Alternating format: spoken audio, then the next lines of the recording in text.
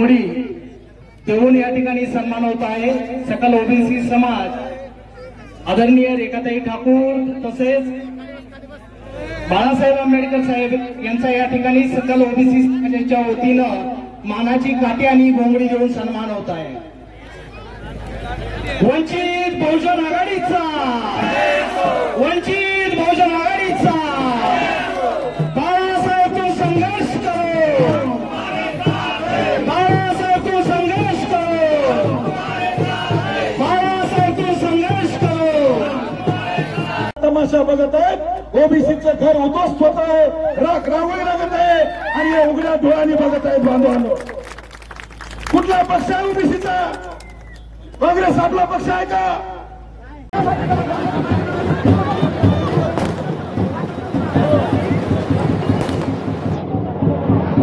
सर्वांना विनंती आहे की मंचाच्या समोर येऊन आपण स्थानापन्न व्हायचंय। या ठिकाणी महापुरुषांनी मंचावर आगमन झालेलं आहे। आपल्या सर्वांना विनंती आहे की आपण बसून घ्यावं स्टेजवरचे।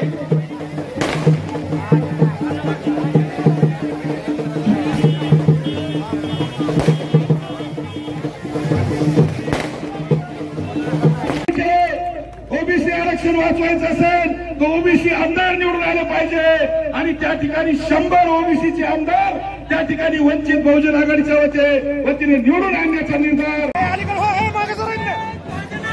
वंचित बहुजन आघाडीचा वंचित बहुजन आघाडीचा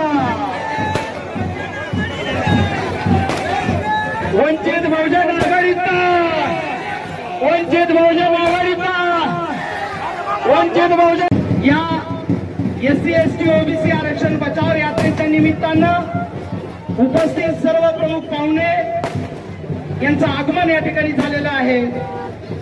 कार्यकर्ते पदाधिकारी यांना विनंती आहे की आपण गाडी येण्यासाठी रस्ता मोकळा करून द्यावा।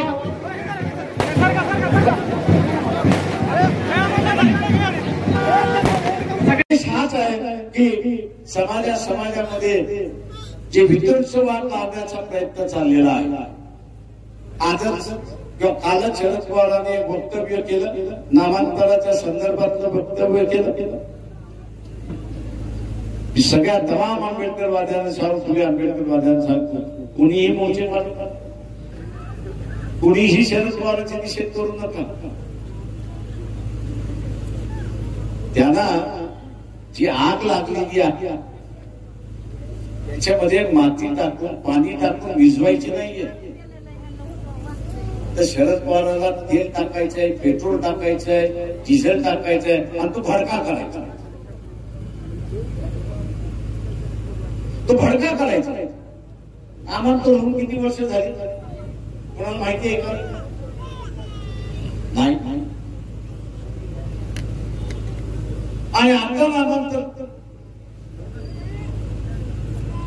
वाईट झालं, नामांतर झालं ते वाईट झालं म्हणजे काय?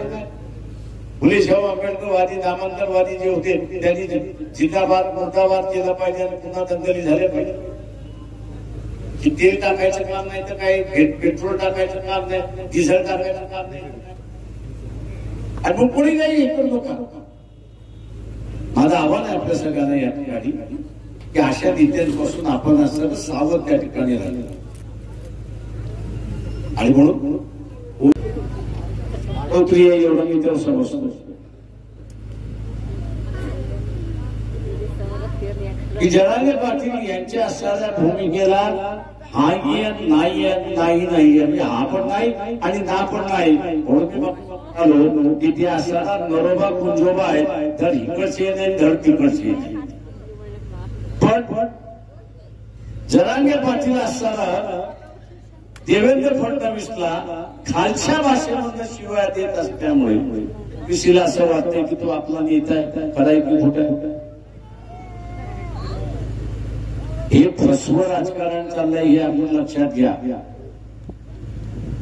हे फसवण्याचा भाग चाललाय त्या ठिकाणी। तुम्हाला शिव्या घाल, मी काहीच करत नाही,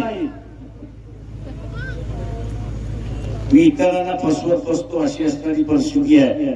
आणि म्हणून जरांगे पाटील आणि देवेंद्र फडणवीस यांचं भांडण नाही, तर ही एक नौटंकी असं मी त्या ठिकाणी म्हणतो की यांनी याला शिव्या घालायचा आणि यांनी ओबीसीला येऊन सांगायचं, बघा मला किती शिव्या घालतोय तो, कुठल्या भाषेमध्ये काढतोय तो, असणारा कमरे खालची भाषा वापरतोय, ते काही शोधतं का त्याला?